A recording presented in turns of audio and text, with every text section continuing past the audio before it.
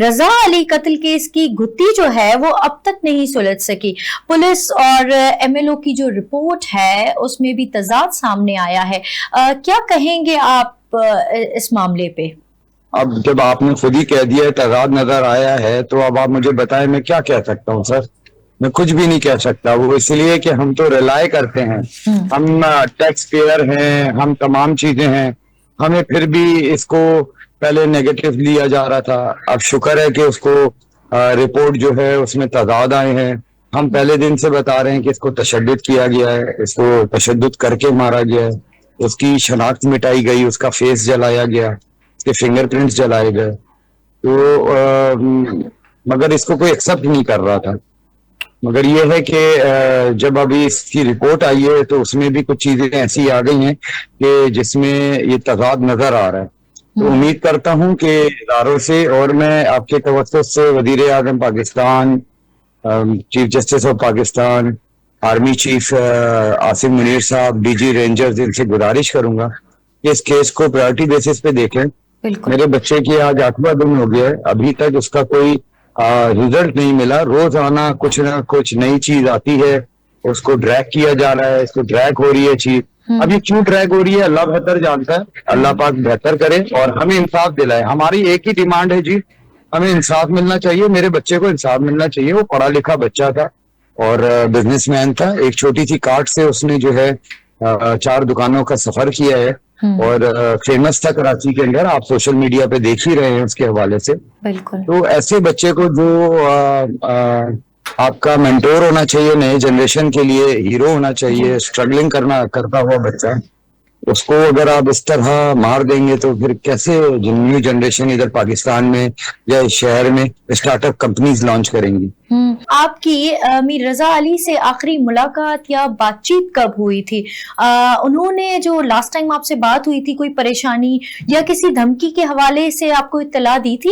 نو میم, نو, کچھ بھی ایسی چیزیں نہیں کی تھی. اور وہ بڑا ہی زبردست, دیکھیں سولوشن والا بچہ تھا نا, پڑھا لکھا بچہ تھا, تو اس نے کوئی ایسی چیز نہیں کبھی, اور اس نے کبھی بھی کاروبار کو جو ہے نا ادھر ہمارے ساتھ ڈسکس نہیں کیا.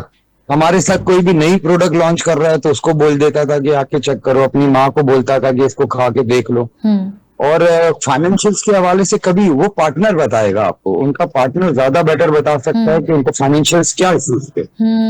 ہاں, کیونکہ سننے میں یہ بھی آ رہا ہے کہ پولیس کے جو حکام ہیں وہ یہ بھی دعویٰ کر رہے ہیں کہ میر رضا نے مختلف لوگوں سے قرض لیے ہوئے تھے, وہ مختلف لوگوں کا قرض دار بھی تھا, اور پولیس نے 12 افراد شامل تفتیش ہے اور 15 افراد ایسے ہیں جن کے بیانات ریکارڈ کر لیے ہیں. تو اس حوالے سے آپ کا کیا موقف ہے؟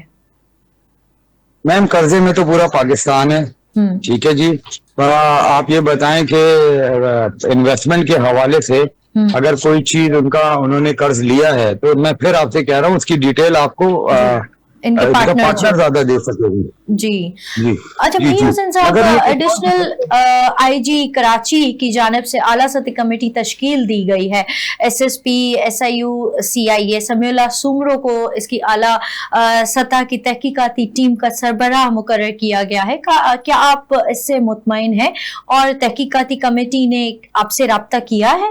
یہ رابطہ کیا ہے مگر ابھی تک کوئی چیز انہوں نے ہمارے ساتھ شیئر نہیں کی. وہ ورکنگ کر رہے ہیں, جب شیئر کریں گے تو میں اس کے حوالے سے بتا سکوں گا. ابھی تک جتنی چیزیں ہیں وہ میڈیا پہ ہی چل رہی ہیں. ایک رپورٹ بھی ہمارے ساتھ ہمیں ملی گئی ہے جو ایڈیشنل آئی جی صاحب کے پاس سے, تو وہ بھی ہم نے بتایا کہ ہمیں ابھی تک ملی نہیں, ہم نے جیو سے لی ہے. تو جیو چینل کے اوپر چل رہی تھی تو ہم نے اس کو کاپی کر لیا اس کی ویڈیو سے.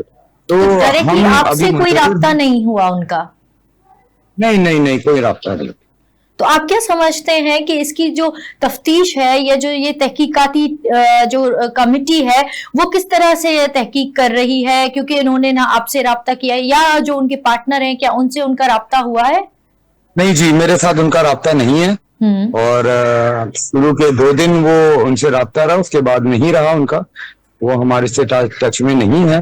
بہرحال یہ کہ اس کے اوپر ورکنگ ہو رہی ہے میم, اور انشاءاللہ امید ہے اللہ پاک اس کو انصاف دلوائے گا اس بچے کو, اور ضرور ملے گا. بس اتنی بات ہے آپ کے توقع پہ کہنا چاہوں گا, بچے نے سوسائڈ نہیں کی ہے.